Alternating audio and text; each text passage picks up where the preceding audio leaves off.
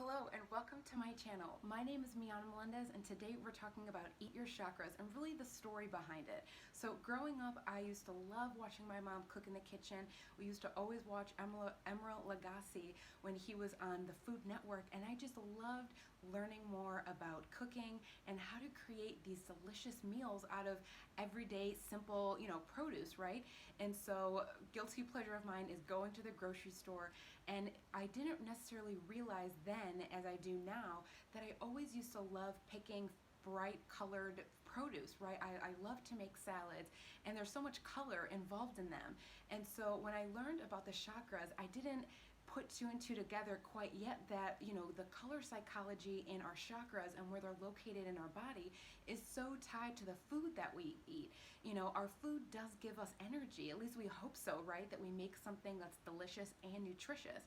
And so when you eat your chakras, it's really looking at the energy that our food is giving us and keeping in mind that the brighter the food that we eat, most likely the healthier it is, right? They say the same thing in nature, that the brighter, the animal, may almost like the more dangerous, like the brighter the reptile or the snake, the more dangerous its venom or the more poisonous. And so it's kind of that same concept. The brighter food that you eat, the more health and nutrition that's in it. And so when you eat your chakras, it's not just looking at the food, but also where that color is located in your body.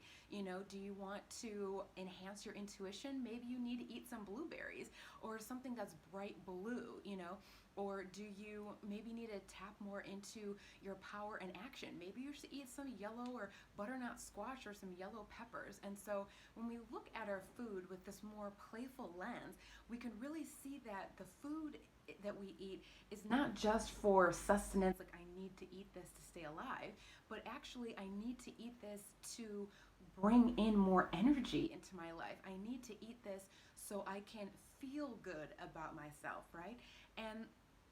And I say that because, when we eat certain foods, we do feel good, or we do feel energized rather. And while other foods, might make us feel heavy, for me, I know when I eat a salad, especially one that I made, I feel energized. I feel light. I feel full and satisfied, but not, full and stuffed as if I would have eaten like a Big Mac or something, right? And so it's looking at the colors that we eat and really tying that into our vitality. I know is the biggest meal coming up, Thanksgiving, and there's so much rich, decadence food that we eat, and it's so important to look at the food that we put on our plate and think about the colors that are tied into that.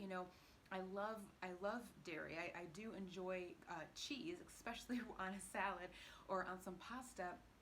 But it's looking at the foods that we eat and making sure that we are balanced in our nutrition, that we're not filling up our plates with full, white foods such as a lot of cheese or a lot of white bread or golden potatoes.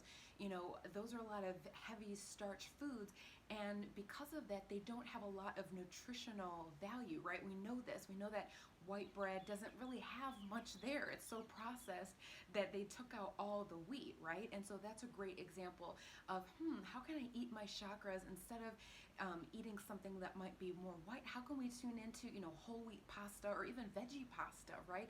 It's getting more color in our everyday meals so we can start to really bring in that energy and that vitality.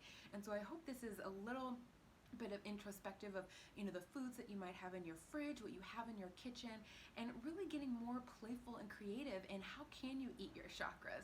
If you put some fruit in your cereal, perhaps make it a little bit more colorful, or maybe even getting something that is organic, maybe going for the organic strawberry spread instead of something else.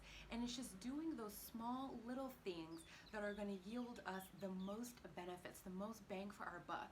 So Eat Your Chakras is not a diet. What I personally think it is more of a lifestyle, that when you go into the grocery store, go to the produce section first. Think of all the amazing things that you can make with just these few things that you put into your cart, and then maybe walk down the aisle and think of all the awesome things that you can make with the produce, right? So for me, I know I do love Italian food, and so what would I do? I'm like, okay, I know I can make a primavera. I know I can add real tomatoes and make my own tomato sauce. I know I can add some veggies to this to give it a little bit more vitality.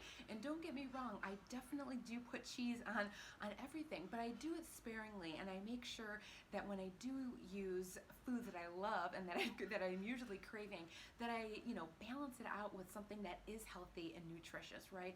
And so it's just that balance, and it's looking at our foods from this holistic way that allows us to get creative in the kitchen, allows us to bring more flavor and colorfulness to our kitchen, and allows us to really tie in that idea that, health is wealth, and that we can have delicious and nutritious food. So I hope this has been insightful for you of how to eat your chakras, how to eat more brightly in the kitchen, and I can't wait to share more with you on how to eat your chakras.